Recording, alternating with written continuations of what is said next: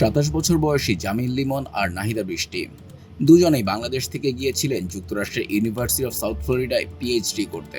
১৬ এপ্রিলের পর তাদের আর দেখা যায়নি। লিমনের মরদেহ পাওয়া গেছে। খুঁজে পাওয়া আরেকটি মরদেহ বৃষ্টির বলে ধারণা করা হলেও পরিচয় এখনও নিশ্চিত হওয়া যায়নি।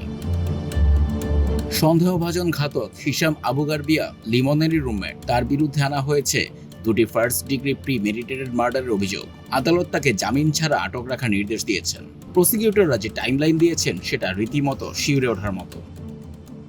৭ ও ১১ এপ্রিল হত্যার প্রায় ২ সপ্তাহ আগেই অ্যামাজনে ডাকটেপ, ট্র্যাশ ব্যাগ, লাইটার ফুয়েল আর ফায়ার স্টার্টার অর্ডার করেন আবু গারবিয়া।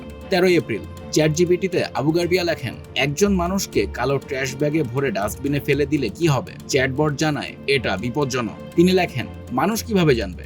১৬ এপ্রিল দিনের বেলা বন্ধুদের সঙ্গে যোগাযোগ ছিল লিমন ও বৃষ্টির। বিকেলে ক্যাম্পাসের সিসিটিভিতে বৃষ্টিকে দেখা যায়। সন্ধ্যায় তারা কেউই আর ফোন ধরেননি। রাত 10:30টায় আবু গারবিয়ার ফোন থেকে অর্ডার করা হয় ট্র্যাশ ব্যাগ, লাইসল ও ফেব্রিজ। অ্যাপার্টমেন্টের আরেক রুমমেট দেখেন আবু গারবিয়া কার্টে বাক্স ভরে ডাস্টবিনের দিকে যাচ্ছেন। ১৭ এপ্রিল রাত ১টা থেকে 4:30টার মধ্যে হাওয়ার্ড ফ্রাঙ্কল্যান্ড সেতুতে 2বার যান আবু গারবিয়া।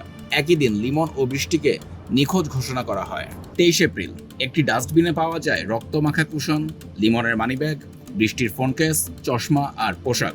জিজ্ঞাসাবাদে আবু গারবিয়ার গল্প 3বার বদলায়। বাহাদের কনিষ্ঠ আঙুলে ব্যান্ডেজ প্রসঙ্গে বলেন, পেঁয়াজ কাটতে গিয়ে কেটে গেছে। ট্রাইসেপে তাজা কাটা দাগ, 2 পায়েও আঘাতের চিহ্ন। ২৪ এপ্রিল সেতুর কাছে একটি কালো ট্র্যাশ ব্যাগে পাওয়া যায় লিমনের মরদেহ। একাধিক ছুরিকাঘাত, পিঠে গভীর ক্ষত যা লিভার পর্যন্ত পৌঁছেছিল। মৃত্যু নিশ্চিত করা হয় হত্যাকাণ্ড হিসেবে।